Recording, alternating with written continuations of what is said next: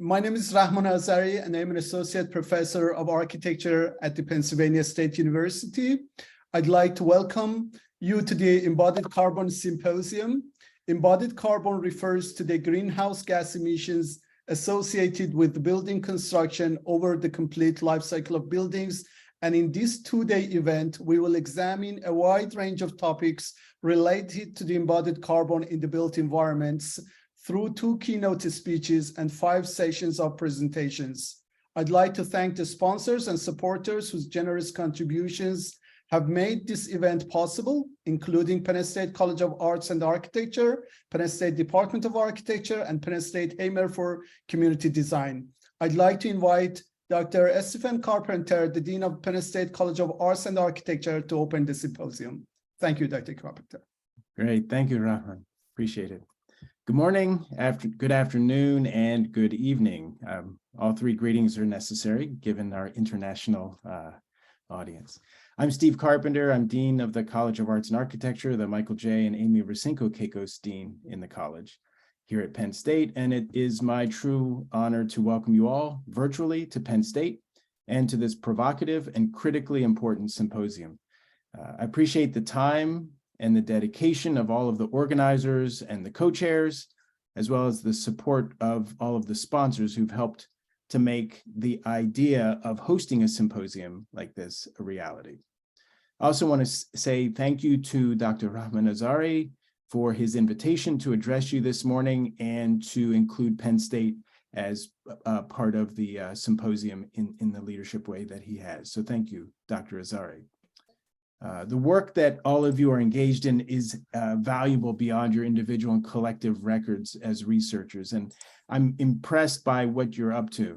Your work is set up to influence current and future populations who currently or will at some point inhabit urban spaces, as you know. But in doing so, you're providing the world with insights and options for a future of built environments that establish but also encourage meaningful climate, energy, and living possibilities. So thank you for your current and visionary work. I know pulling together an international group focused on visionary research, creation, scholarship around the topic of reducing carbon emissions in the built environment is meaningful in and of itself, but it's meaningful beyond the work that you'll do in these next few days. So I wish you much success in your conversations today and tomorrow, and may your discussions and explorations over the next 2 days lead to critical questions, as well as may they solidify and strengthen your own knowledge around carbon emissions. So thank you very much. Welcome to Penn State, and have a rewarding and insightful symposium. Thank you very much, Dr. Carpenter. I'd like to invite Dr. Bruce Logan, the director of Penn State's Institutes of Energy and the Environment, to welcome the audience. Hello, everybody. Let me add my thanks to you for having this symposium on a really important topic. As was mentioned, I'm the director of the Institutes of Energy and Environment here at Penn State, which is unlike on some campuses where they have an energy institute or an environmental institute. Ours is truly melded with energy and environment. We have 5 critical themes that we focus on, and one of them is climate. And it is probably our major emphasis area for this year and the near future. So much attention has been focused on emissions from fossil fuels, and and more recently also methane and some other greenhouse gases. But a lot of times the embodied carbon that goes into things gets lost in that conversation, and so it's really it's great to see a conference like this occurring, paying particular attention to infrastructure and housing, and the challenges, I think, that all levels of our community will face, because housing is not affordable for everybody. It can divide people, and many of the climate solutions, even things like insulation, let alone things like solar panels, can be very capital intensive and very difficult for many communities. So looking at the carbon in our infrastructure and how it impacts our environment ultimately is really a great topic. So thank you so much for having this conference, and thank you so much for inviting me to say a few words about it. I wish you all a great conference and look forward to hearing about the many successes of your discussions. Thank you. Thank you very much, Dr. Logan. The idea of Embodied Carbon Symposium started with a project in which more than 40 co-authors from 10 countries and 18 institutions collaborated to present their latest research on embodied carbon as book chapter contributions to a book entitled The Routledge Handbook on Embodied Carbon in the Built Environments. Dr. Alice Muncaster and I have had the pleasure of co-editing this book that will be published by Routledge in 2023. To get more details about the studies that will be presented today and tomorrow, please be sure to order this book when it is published next year. I'd like to thank Dr. Alice Muncaster, Senior Lecturer of Engineering at the Open University in the UK, and Dr. Freya Rasmussen, a postdoctoral researcher at the University of Aalborg in Denmark, for their great contributions and co-organizing this symposium with me. During the presentations today, if you had a question, please use the Q&A feature at the bottom of your Zoom screen to share your questions with us. Using Q&A rather than chat feature of the Zoom will help us to not miss your questions. With that, can I introduce to you our keynote speaker today, Luc Liang. Luc is the principal of sustainability engineering studio for Skidmore, Owings and Merrill. His works, and I'm going to pin Luc here. His works include projects such as Burj Khalifa, currently the world's tallest building, and 4 other of the top 20 tallest buildings in the world.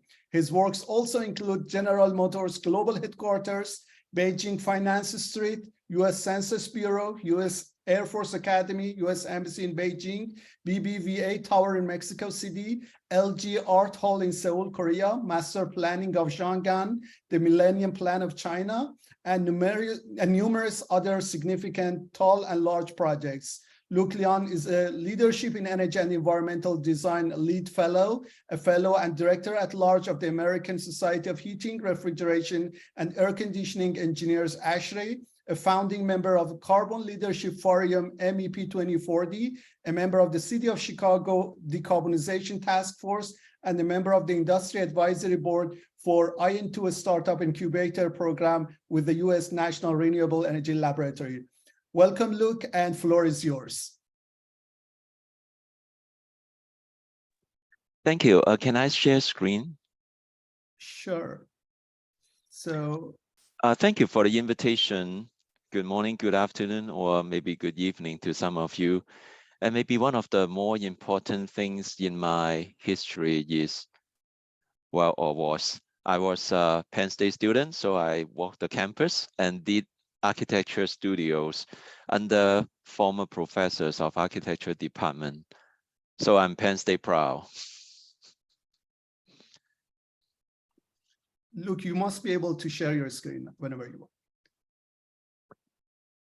So my focus will be on embodied carbon, whole life carbon, and also beyond that.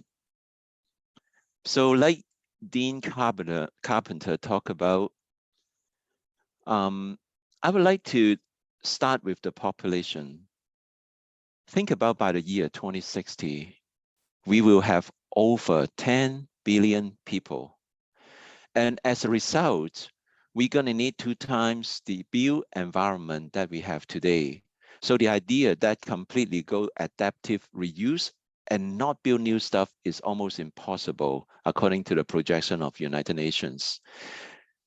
During the World Cup, we see the world is still in many ways divided. We cheer for our own countries, but the world came together in 2015 for the Paris Agreement. Though there are selected countries are indicated as black dots on the screen, which you can hardly see them, majority of the countries agree to a net zero future emission. So with that, this is where we were in 2015 when we signed the Paris Agreement at 1.0 degrees C warmer. At that time, there's some scary scenarios. Some of them went way beyond 6 degrees C. But this is where we are today at 2022. We are at 1.2-ish degrees C warmer. But most people predict that the future is not as bad. It will be around 2 to 3 degrees C with all the things we did. However, we are far from still 1.5 degrees C. In fact, according to the United Nations projection at 2017, we will get there by 2040, not as 2050 predicted in the Paris Agreement.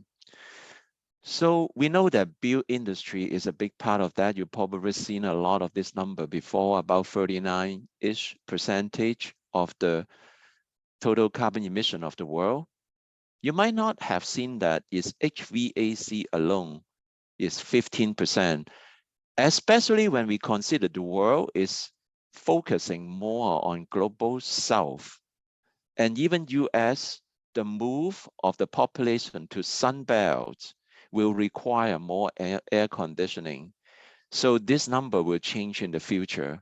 Now, some suggest in the near future, by 2020 to 2050, the embodied carbon of the built environment is roughly 50%. And later on, you will see it really depends on multiple things, starting with how clean is your electric grid and how efficient are your buildings. So you will see more of that. And because of that, in US, we see AIA 2030, SE 2050, aiming at a net zero future, SE 2050, embodied carbon net zero by 2050. And then you also see latest MEP 2040, challenging the MEP consulting firms and the MEP firms to go net zero by 2040. So let's think about the framework. Many of you are familiar with this EN 15978. Traditionally, we focus on operational energy.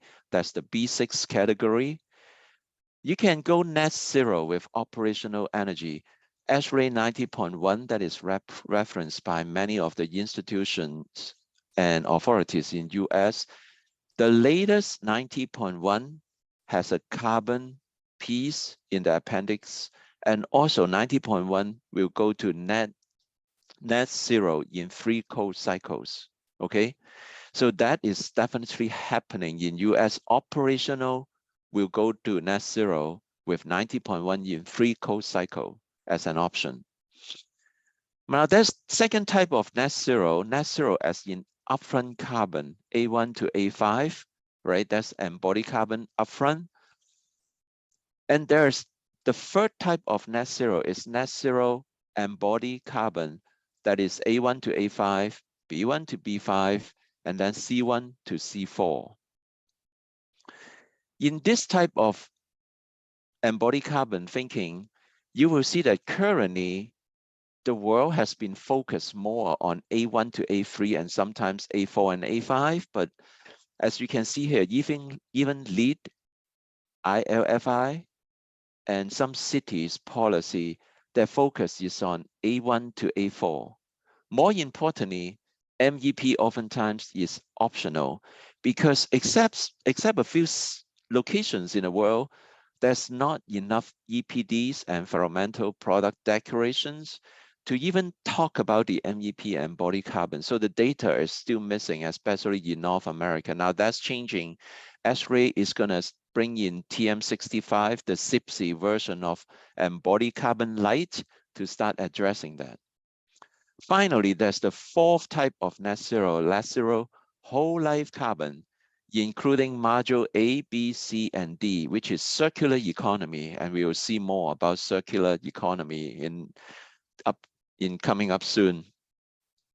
So let's talk about embodied carbon benchmarking. We are much more familiar with the operational carbon and the energy used in operational carbon. But when it comes to embodied carbon, this is maybe one of the first frameworks, and benchmarking numbers came out from Europe. I mean, if you look at the different typology on the x-axis and then y-axis is the embodied carbon, the number ranging about 200 to 1,100 kilograms CO2 equivalent per square meter. So we start getting numbers on what is the embodied carbon of different building types. Now, MEP is lacking, but we start seeing research papers. This is one of them regarding an office building. You know, if you think about the embodied carbon is 200 to 1,100 holistically, well, what is the component of MEP, right? This one suggests the red portion is MEP. So if you look at the x-axis is kilogram CO2 equivalent, and the y-axis is different components in HVAC. So HVAC may be, if add up all the red, you know, the lowest is about 30 something, the upper horizontal rows is about 10 plus. So maybe 30, 40, 50, 60, you know, 60, 70 or so out of 1,100 or 200. So that doesn't seem significant, but that's only upfront carbon in HVAC. It's the recycled carbon in its life cycle, the gray portion, that is also important. So if you add up the gray and the red is the HVAC embodied carbon, you still have to add on the electric and the plumbing and fire protection, which usually is smaller compared to HVAC. HVAC tend to be dominant. So the number could be significant. In fact, if you include all the MEP carbon, the initial embodied carbon can be up to 20%. LCA, because now it's the red and the gray horizontal rows you just saw, it could be up to 49% in new buildings. And tenant fit out, it could be up to 67%. And if you include LCA, not just initial carbon, the tenant fit out could be up to 76%. The point is, while MEP carbon is not getting addressed in many of the certification and many of the countries, it could be a very significant portion, especially including its replacement cycle in the LCA. So let's look at that a little bit deeper. In terms of optimization, right? Now we can optimize a building just on its operational carbon. So you want to minimize the operational carbon. So in this case, it's a research paper out of Europe. And it has the entire portfolio or possibility of embodied and operational carbon, right? So if you want to optimize the operational carbon, the x-axis. So you minimize it, you push the embodied carbon right up there. Meaning if I have a super passive building, beef up on all the window walls and insulation and all that good stuff, I could have a really low operational carbon building. The other extreme is, well, if I want to optimize the embodied carbon, then what I do, I will take away all the insulation, take away all the passive feature in the envelope. I could have a really low embodied carbon building, and then I have a lot of operational carbon, costs a lot of energy to run the building. So that's another way to look at it. Now, this paper suggests the optimum is somewhere in the middle, meaning that we cannot optimize embodied carbon or operational carbon alone. We have to optimize it both. Not only that, if you look at the location of the point, it's actually closer to the point of optimizing embodied carbon rather than operative carbon. What does that mean?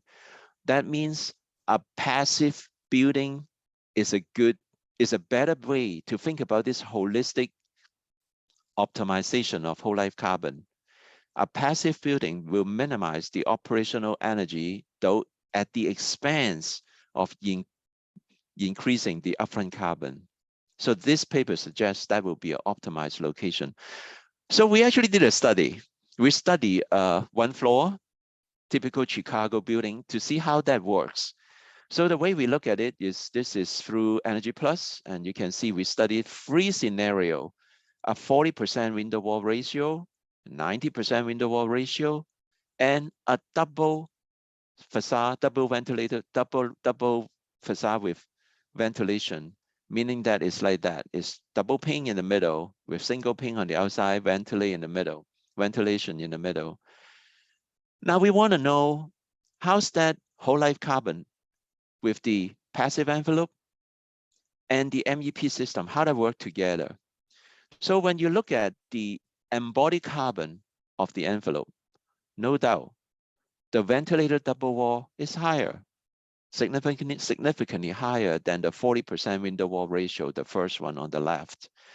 The dotted line is extruded polystyrene insulation, not as they are higher in embodied carbon. You can go much lower embodied carbon with enhanced natural insulation, like rock wool or something like that.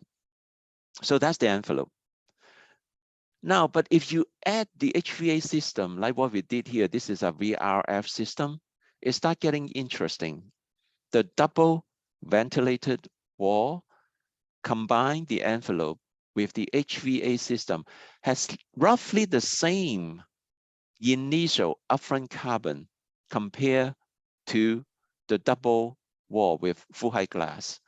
So now the 40% window wall ratio is still much lower, but oftentimes the developers, they want a full height glass wall for commercial reason, right? So this is saying combining the initial embodied carbon of the envelope and the HVAC system, a more passive ventilated double wall has the same embodied carbon as the conventional 90% full height glass double pane glass. So what about operation? Obviously, in operation, the double ventilated wall with a VRF system will perform much better than the conventional wall. In fact, it performs almost similar to a 40% window wall. So the point here is indeed it proves out that a more passive building with a stronger envelope, in this case, the carbon return will be about 2 years in whole life carbon, right? So it's actually can perform better in its long run with a passive building. But don't forget the refrigerant. The B1 category in DN 15978 is refrigerant leakage. As you can see here, the refrigerant we use today, the 134A, the 410A, they will be ruled out soon. They have very high GWP, global warming potential. And you will see that later, how that impacts the carbon emission of a building. We are moving into the yellow, kind of the middle of the range, refrigerant. Many states, at least 4 jurisdictions that we know of, recommend or mandate the GWP to be 650 or less. Finally, is the green refrigerant less than 10, which is the building on the right in Australia we are doing right now. The MEP team will use a refrigerant of GWP less than 10. In fact, I want to tell you a story. In my career, I have never seen that until like today. We are working with one of the major IT company in the world, the name that you all will recognize when I mention them. They moved into a building and then they told the base building, they said, our company's policy is GWP of 10 in our chillers. Mr. Building owner, you need to change your chillers refrigerant to GWP of 10 or below. Have you ever heard a tenant move into a building and demand the base building to use a different refrigerant of GWP 10 or below? I never experienced it until this year. So the world is changing. That's the point. So I want to touch on a whole life carbon example. This is a building we did. It's a library in Chicago, not a very big building, 16,000 square feet building. It's easily get to by the CTA public transportation from downtown Chicago. And it's a 2-story building with radiant ceiling. As you can see, the black panels on the ceiling, they are radiant heat and radiant cool. So it's one of the more energy efficient building form. And it's a 2-story building with shading on the outside and oculus in the middle. As you can see here, the oculus is shining light to provide light and view to the middle part of the building. Those are the assumptions of the building on a 60-year life cycle. Now, the shading device help us to mitigate the solar gain from the building. We document, by the way, this is a building we work with Argonne National Lab. You may see the acknowledgement in the beginning. So we work with them and they provide us a detailed number count of all the material we use in the building. And that's the embodied material. And here's the operational energy. You see the orange bars, those are the electric consumption, and the blue bar is natural gas, those are the heating consumption. Later on, you will see we convert it to electricity, or electric building with heat pump, and you will see the whole carbon emission. Now, the green bar is like the constant electric load roughly throughout the year. So it's a pretty efficient building compared to a baseline building. This is about 70 kBTU per square foot per year. For those who are using metric, it's roughly about maybe 200 kWh per square meter per year. The reason it is not lower is because it's a seven days operation. This building actually open 7 days and not 5 days, right?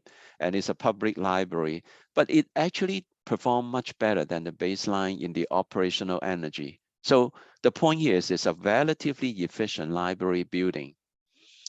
Now, if you run the whole life carbon, as you can see on the left here, the blue is operational carbon, the orange is the embodied carbon, and the gray is refrigerant. Refrigerant is quite significant in the embodied carbon. Operational carbon dominates. Why? Because we are assuming it's in Chicago, the grid is not clean, it's about 1 pound per kilowatt hour per 1 pound CO2 per kilowatt hour. That's number one. And number two, we assume the world is business as usual. The grid is not getting cleaner. Is that the case? No. As you can see from the beginning, right, majority of the world already committed to 2050, a net zero future. For US, the latest administration committing to 2035 renewable grid for US. So this is the first year of operation. You can see the embodied carbon dominates. The orange is embodied carbon, and the gray refrigerant dominate, with the first year of operation. But what if the grid get cleaner by 2035? Well, this is what you see.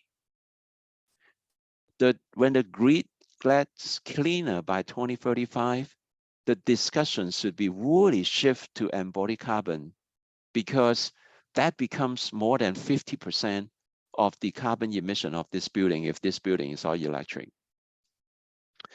So the point about embodied carbon and operational carbon, it has a lot to do with how clean is your grid. When's your grid's going to be all renewable, and how efficient is the building? You can imagine if this building is more efficient, then the embodied carbon also become less important, right? So that is a grid that is never clean, business as usual until the 60 years marching forward. This is the grid gets cleaner by 2035. As a result, the operational carbon, the blue color, is of different significance. Okay, how do we get to a whole life carbon zero? So starting with embodied carbon, earlier we mentioned we will touch on circular economy. This is where we're going to touch it. So looking at embodied carbon, this is, by the way, Letty. Some of you from UK, you're familiar with this. It's the Letty consultant saying today we have about 1,000 kilograms CO2 per square meter of carbon, embodied carbon, right? So we don't want that. What we want is about 500 to 600, okay? And then we want 30% of the material going to it recycle, and the end of life, 50% of that recycle. Are we doing that today? Not easy, isn't it? 30% to 50% of the material going in and come out of the building at end of life recycle. Now this, by 2030, the Letty consultant from UK thinking it need to be changed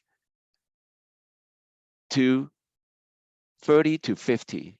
And then when it, at the at the future and the embodied carbon neutral future, say it's 2040, we want 100% of the recycled material goes into the building and 100% out of the building to be recycled.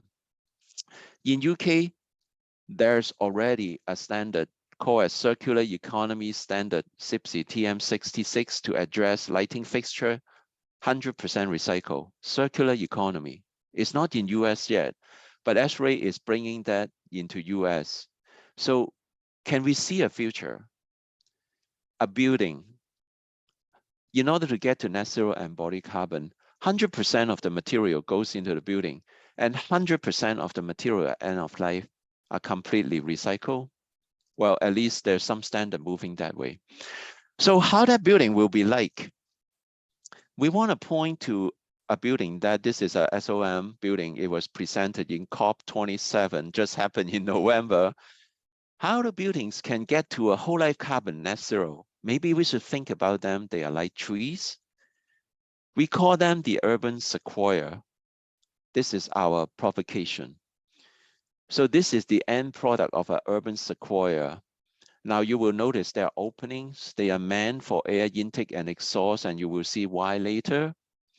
And it's a natural ventilated building, which expressed by the curved facade, where that's the place where the natural ventilation, kind of the darker slot, is where the outside air intake to the underfloor plenum. Traditionally, you will have a additive approach. We add on, right? We add 65% of the embodied carbon of roughly structure, 16% of enclosure, maybe 15% of MEP. We add on this embodied carbon together to form our traditional business as usual building.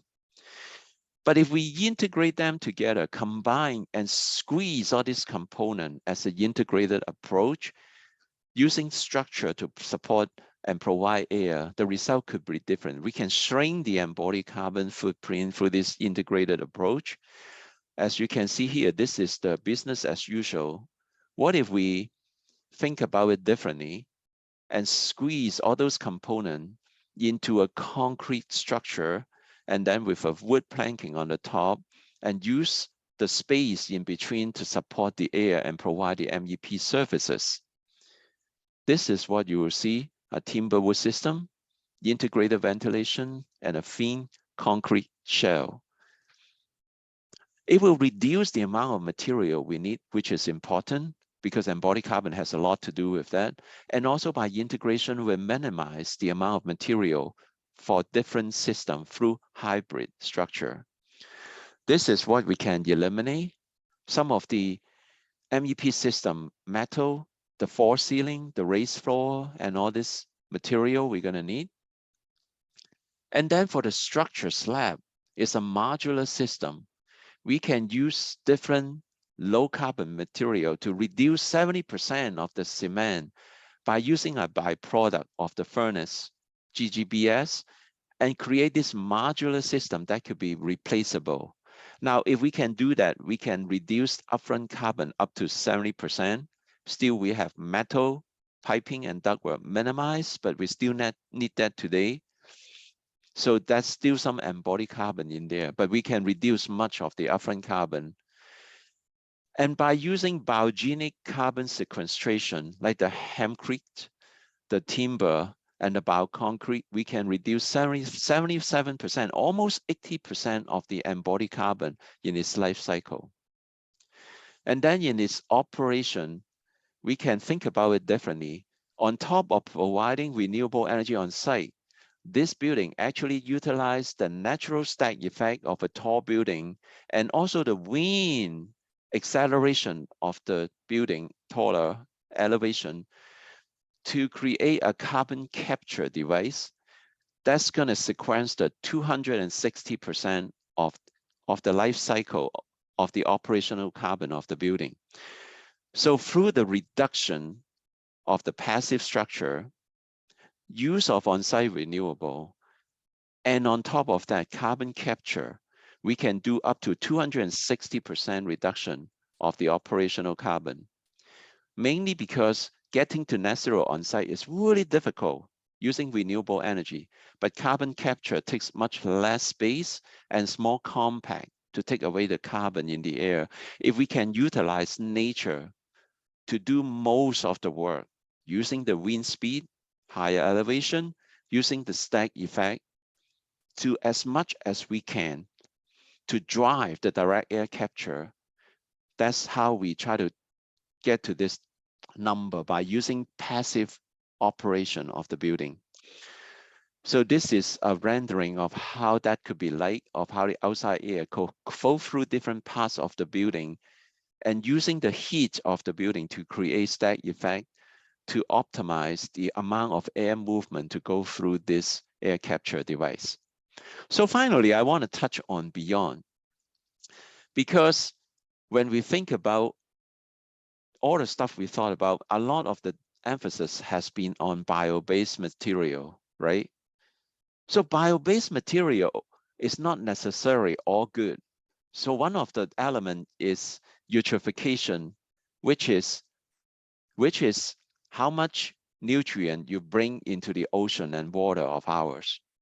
So let me start you with this. This is 8,000 years BC. The world at one time, it looks like this. The very dark green is the forest, and then the tropical forest. The lighter green is the grassland biome, right? Look at Midwest in US, a lot of them is the prairie grass and the bison ecology, as some of you may be familiar. Are you ready to see the world as in today? So let me show you. That's the world today. 8,000 years BC, the world today. Now, the kind of pinkish and kind of reddish color is not urban environment, it's actually farmland. The issue is when we're gonna feed 10 billion people, we need not the significance is not in the urban built environment, but the farmland we're gonna need to feed them. So how do we resolve that? That farmland not only is an issue to take up the land, but it's also become an issue in the ocean with eutrophication and hypoxia, build up of algae bloom in our ocean. So this is what happened in US, the Mississippi Basin. The runoff of the nutrient, nitrogen and phosphate into the Gulf of Mexico, it actually contributes to 40% of the nitrogen is from fertilizer in US, and it runs into the Gulf of Mexico, similar to this. In fact, if you can take the state of Massachusetts and put it in the Gulf of Mexico, the algae bloom is as big as that. And that creates a dead zone, which, as you can see in the satellite, is like this. Now, as you can see in the chart earlier and in the world map you saw earlier, this is not a US problem. This is a world problem. As we think about feeding 10 billion people, the farms we're going to use is going to create more algae bloom and more eutrophication if we let the nitrogen and phosphate run into our ocean, especially if we're going to specify more bio-based product from our farmland. So how do we fix that? Rather than farmland like this, for those who are familiar with, you may be familiar with that if you are from US or Canada, that got to change to a regenerative farms like this with cover crop. So as we specify bio-based material, as the world moves towards 10.1 billion people, we need to look for regenerative farm, change our farming differently, which is part of that EPD, by the way. So what did we cover? Today, what did we cover is initially we look at the demographics of the world, the 10+ billion people, because that's what's going to drive the world to a different place. And then we look at the built environment increase 2 times. And as a result, the focus on carbon. And by the way, carbon, we're going to most likely reach 1.5 degrees C by 2040. So in order to do that, we have to focus on a holistic carbon. Traditionally, we look at operational carbon, we move into embodied carbon, but it's important to look at the optimization of both together, right? And then as we move towards dealing with embodied carbon, we have to deal with it maybe in a circular economy and start with biogenic material. So in this biogenic world, in order to get to a better place, we cannot be as business as usual, because we're going to rely back to the land that provide us the material and the food. And in order to recover the land, we have to focus in a different way of farming, a regenerative farm, to regenerate the land, to fix our ocean, to create the material we need in our building, and create the food we need for 10+ billion people. In short, in order to focus a different future, we have to lower the chaos we create by create a simple order, the order that allow human and nature to thrive together into the future. Thank you. Thank you very much, Luke. We have about 8 minutes for questions. If you have any questions, please feel free to add it in Q&A, or our panelists could simply unmute and ask their questions if they wanted. So two questions that we have received. One, they're asking about a link to your study on 3 types of exterior wall. Is it published, or are you planning to publish? So any details about where the audience could access to that study? That study is available in Greenville, so I can potentially send you the link to it. We didn't publish a paper, but the Urban Sequoia is available. I can send you the link on that too. Thank you very much. So we will make sure to get the links from Luke, and if anyone wanted the details, please email us. One other question is, what was the direct impact of modularization on embodied carbon emissions, LCA, or even LCC? Any relationship between technique of modularization and carbon mitigation? It could be really big impact. A part of that is pending. Part of the LCA that we didn't touch on, as you probably all know already, is how long your material can last, right? If you have an MEP equipment that can last 60 years, then obviously you don't have to replace it. So by allowing modular system, you could potentially reuse them and recycle them. So your end of life carbon could be significantly lower. So it could be quite important, especially if you have a tenant fit out with many replacement cycle. So it, if you take an MEP system, right? If all the MEP system are built from modular and they will be recycled, significant part of that could be, almost like 30–40% or more of your MEP system. So it could be a significant portion of the number if you can start thinking of it modular. And the other thing of modular system, let's say if you are, when we did a research with the Oak Ridge National Lab, it's a computer 3D printing. There's actually no waste when we build that. So the construction waste in the factory can be close to 0 if you can 3D print all this material, make it modular. So it could be a very significant portion of it. Thank you, Luke. The next question, the carbon capture is not explained. Please explain how the stack effect will capture carbon. Also, circular economy will not resolve the emissions from current structural materials like steel and concrete. What we build over the next 10 years is highly influential. Yes, totally. There are 2 elements there. The first thing about the carbon capture, this is not a new technology. If you Google now, you've probably seen a few manufacturers provide carbon capture devices. They are in different scale. In industrial scale, there are many of them, like one in Illinois, they capture the carbon, they put it under the ground. And in this one here is for the built environment. There are several manufacturers out there. In general, they use an absorption device to absorb the carbon dioxide and separate the carbon out of it. And then you need a regenerative heat to regenerate the absorption device. So in this case, if you have waste heat, it's very helpful. So if you have a building, especially can create waste heat to regenerate the carbon absorption, that will be very helpful. So that's the carbon capture device we use. It's a commercial product.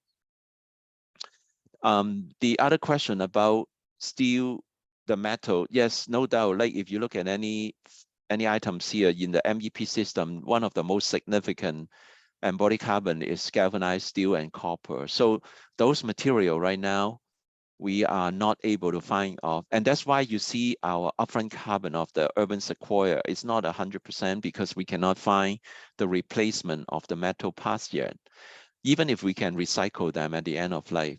So that is an issue we have to deal with. There are ways to, obviously, if you move away into a more bio-based building and avoid using some of the metal, that can help. But there's also, even in a wood building, that might be certain metal you still have to deal with. So that is a very significant problem that we have to deal with today. Now there are, obviously things happening like electric furnace and all that good stuff, but we are still a little while away from a complete circular economy. But the idea that we can start looking at a lighting fixture, even a simple product, to be circular economy and start from there, right? That could be a different future. Thank you, Luke. So another question is about the collaboration that is needed in order to address embodied carbon. So the question is, would this approach of addressing capital embodied carbon in building components in a combined way require higher and more collaborative way of the design team to work together? How would this be addressed in relation to BEAM model among the team members? Would this need BEAM level 3 to really work? I think this is interesting because our firm believes in integrated design. Let me explain how it works, right? For example, our designer, when he come up with the idea of the tallest building in the world, he would actually send me a sketch and email me and say, what do you think?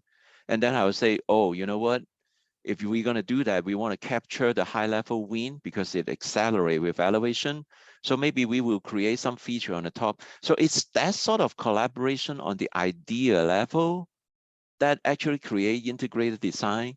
The BEAM is a tool that is useful, but it's really that high level integration of thinking that allow people to open and close to get at the right from the beginning, when the conceptual of a concept come out, start informing how that could be better through engineering, architecture, design, aesthetic, all those components at the very simple conceptual level. That's how we work and in our firm to impact the outcome. It's that 6-degree separation. If you don't tackle it at the beginning, that 6-degree separation will make it very difficult to deal with it in the future. So to us, it's actually, the BEAM is very important as a tool, but it's that conceptual level of identify what is that one single concept that's incorporating all the elements right from the beginning.